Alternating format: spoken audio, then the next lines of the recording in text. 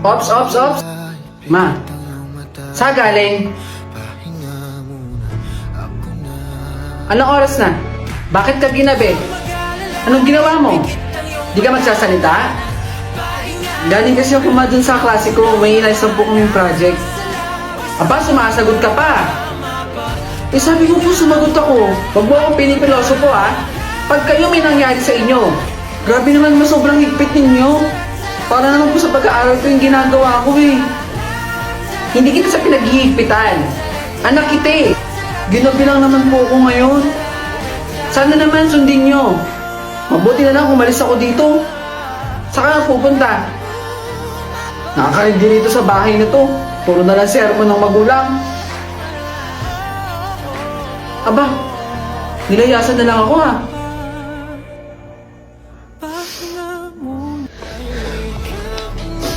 Sobra naman kasi si mama Ginabi lang naman ako kasi inayos ko yung project namin sa school. Nagugutom na ako. Hindi ko alam kung saan ako pupunta. Ate, ano sa'yo?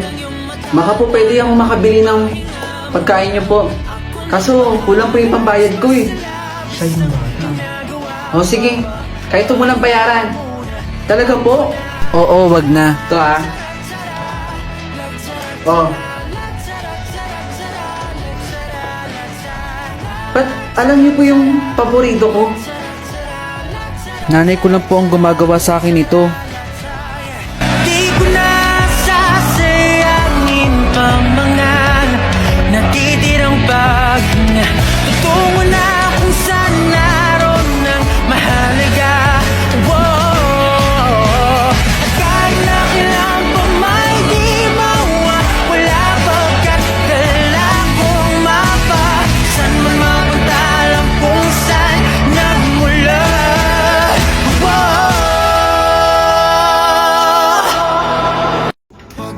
Nak, kain na. Salamat po. Kumain ka ng mabuti Kain lang po ako Saan pupunta yun? Ma. Oh, bakit naman nabilis mong kumain? Baka naman tinatapon mo na yung pagkain Malilintikan ka talaga sa akin. Hindi po kinakain ko po. Ilang araw mo lang ginagawa yan. Sobrang bilis mong kumain. Nagtataka na ako sa'yo Matulog ka na. May merienda pa mamaya. Sige po. Gising ka na pala. Ito merienda mo, Monay. Salamat, ma. Saan pupunta yun? Masundan nga. Huy! Ikaw na naman. May Monay ako. Hati tayo. Salamat. Sinasabi ko na nga tinatapon mo lang sa basurahan Sino yan? Kaibigan ko po.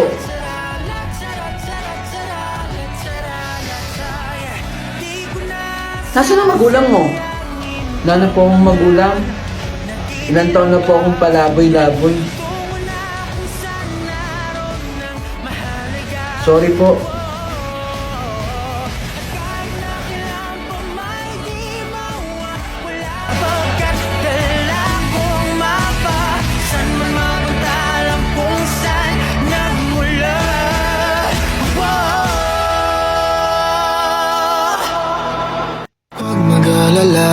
Pikit ang iyong mata, tana. Pahinga muna, ako na.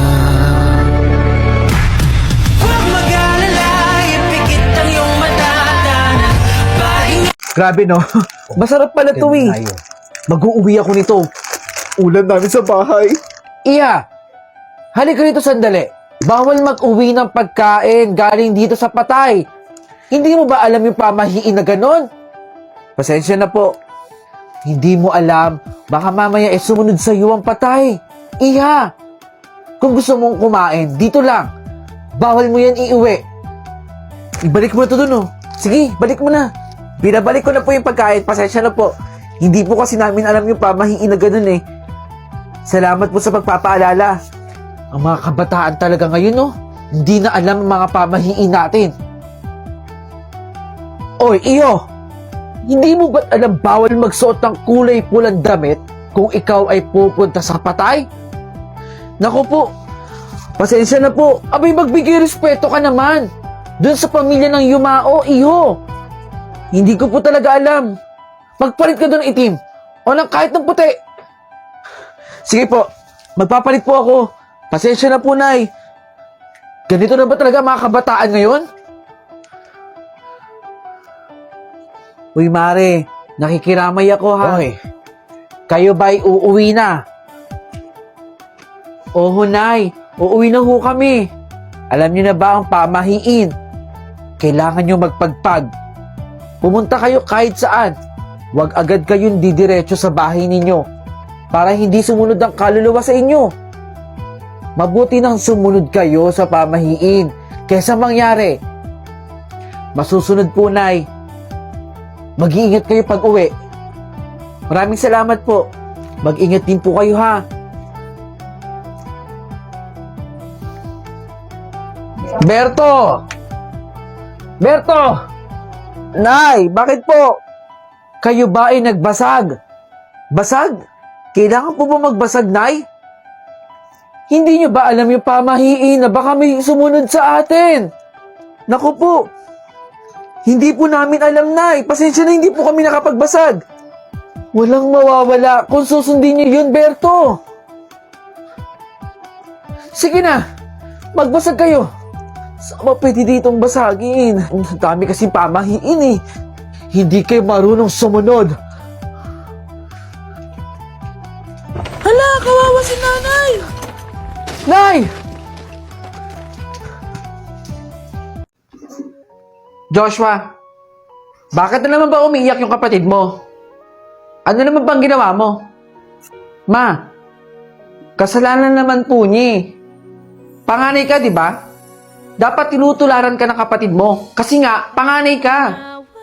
Ganun nga po ginagawa ko. Pinapakita ko po sa kanya na panganay po ako. Pero dyan sa pinapakita at inaasal mo, kahit kailan hindi mo pinatunayan sa akin na dapat panganay ka.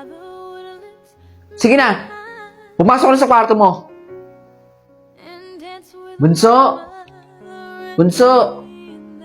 Oh, Bunso. Meron ako ibibigay sa'yo.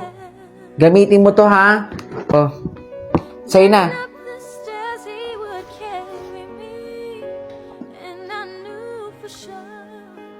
Saka na muna ikaw, anak, ha? Kay Bunso muna. Oh, Ma. Naiintindihan ko naman po. Oh, Bunso. Alagaan mo yan para humaba yung buhay ng binigay sa'yo ni Mama. Huwag mong papabayaan yan. Paahalagahan mo. Sige, gamitin mo na. Bunso, pagkatapos mo kumain dyan, magugas ka na ng plato, tsaka maghilamos ka na, para makapagpahinga ka na dyan. Ma? O, ito po, oh. So, ito na yung grocery natin para sa isang linggo. Eh, anak, kulang pa to eh. 3 araw lang natin to. Pasensya na, Ma. Yan lang po kasi yung kinaya ng sahod ko. Ma, di ba dapat po maging grateful na lang po tayo? Kasi yung binigay ko po sa inyo, Ma, pinaghirapan ko po yan. Yan. Sumasagot ka. Yan yung mga natutunan mo sa barkada mo, sa mga kaibigan mo dyan sa labas. Hindi ako sa nagre-reklamo, hindi po ako sa nangangatwiran. Yan ang hirap sa inyo mga kabataan ngayon eh. Mahilig kayong sumagot at kumatwiran. Kahit po nyo na po akong bigyan ng atensyon. Ma-appreciate nyo lang po yung ginagawa ko sa inyo. Masaya na po ako. Grabe, sobrang sipag mo talaga, no? Siyempre, may pinag-iipunan kasi ako. Ano ba kasi ang pinag-iipunan mo, ha? Ano pa ba? E di yung bahay lupa sa probinsya namin. Wow, iba ka talaga, tol. Matagal na namin pangarap ng pamilya namin na magkaroon ng sariling lupa. Kaya nga dumodoble kayod ako dito sa Manila eh. Tsaka, kaya ko naman pagsabayin yung pag-aaral. Tsaka yung trabaho ko ngayon. Alam mo, kung may pangarap ka, Walang hirap-hirap sa'yo. Lahat gagawin mo. Di ba? Hello, anak. O, hello, Nay. Kamusta naman kayo dyan sa probinsya? Ayos naman kami dito. Ligtas naman kami. Eh, ikaw, kamusta ka ba dyan? Huwag niyo akong intindihin dito. Kaya ko rito sa Manila. Anak, baka pwede maglambing si nanay. Kailangan kasi namin ng panggastos dito eh. Naubusan na rin kami. O sige, Nay. Wala akong problema. Magpapadala po ako dyan mamaya. Naku, salamat talaga, anak, ha. Nay, kamusta naman yung lupang pinag-iipunan natin dyan? Ayos naman. Konting tiis na lang, mababayaran na natin yung lupa dito. O siya, Nay. Tinatawag na ako dito. Magtatrabaho na po ulit ako, ha. Salamat. Antayin na lang namin yung padala mo, ha. Ingat po kayo dyan. Mag-ingat ka. Shut my eyes, forget that you were mine. How do you go from making one your home and then just letting it all Excited na ako makita yung lupa namin. Panigurado ako magiging masaya ang buong pamilya namin. Nanay! Nandito na po ako. Anak! Bakit po parang gulat na gulat naman kayo? May problema po ba? Nay, ano po yun? Kasi anak, may sasabihin naman kami sa iyo eh. Sabihin nyo na. Yung totoo kasi anak, wala naman talaga tayo binabayaran ng lupa eh. Ano? Ni isang hulog wala pa kami nagagawa. Anong ibig sabihin ninyo? Na wala naman talaga tayong iniipon para sa lupa? Magpapaliwanag naman kami sa iyo eh. Bakit ganon? Nasaan yung pera? Pinababayad din kasi namin ng utang. Imposible po! Kasi pinapadalan ko rin kayo dito, di ba? shut my eyes, forget that you were mine. Naku, salamat sa pagbili ah. Isang pompom tsaka bangus. Boy, tignan mo si De La Cruz. Panay-panay na naman ang tinda dito. Sige, kahit mamaya na yung bayad. Baka mahuli pa kasi tayo ni Mami. Ito sa'yo, oh. Wala talaga. Mahirap na tao talaga yan si De La Cruz, no? Ay, nako! Mamaya na lang. Andiyan na si Ma'am. Baka mahuli tayo. Ewan ko ba dyan? Ano ba ang trip niyan sa buhay?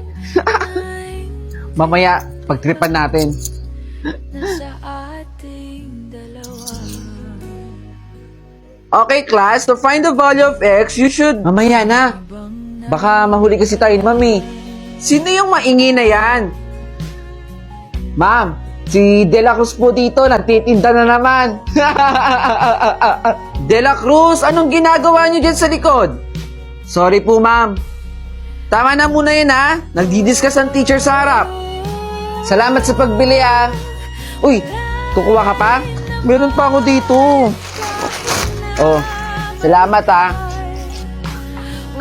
Hoy, De La Cruz! Ano na naman yung trip mo?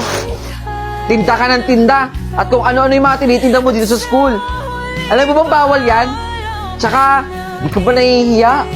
Nakakahiya kaya magtinda dito sa loob ng school, di ba? Di ba? Di naman ako dapat mahiya eh. Dumidiskarte lang ako kasi wala rin akong pambaon. Alam mo, tigil-tigilan mo yung trip mo sa buhay mo. Hindi maganda yan. Baka mamaya kung ano mangyari sa'yo. Basta itigil mo yan. Walang kwenta yung ginagawa mo. Nakakahiya ka. Ma! Anak, nandiyan ka na pala. Meron na po tayong pambili ng gamot ninyo. Talaga ba, anak? Tara, ma. Bili na po tayo ng gamot nyo. Pasensya na kung di nakakatulong si nanay. May sakit kasi eh. Ma, dahan-dahan lang po.